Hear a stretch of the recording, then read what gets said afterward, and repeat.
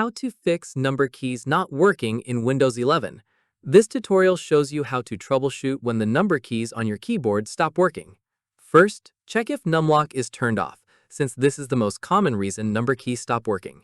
After that, press the numlock key on your keyboard to toggle it back on. From there, try typing a number again to see if this fixed the issue.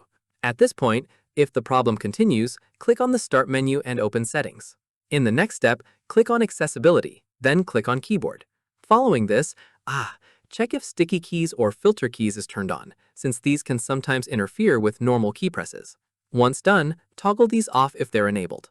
From here, if number keys still aren't working, right-click on the Start menu and open Device Manager. At this stage, click on Keyboards to expand the section. Then right-click on your keyboard and select Update Driver. Keep in mind, if you're using an external keyboard, try unplugging and reconnecting it, or testing it on another computer to rule out a hardware issue. Finally, restart your computer once any driver updates finish installing to confirm the number keys are working properly. And that's it. If this guide helped you fix number keys not working in Windows 11, give it a like, subscribe for more Windows tutorials, and tap the bell icon for updates. See you next one.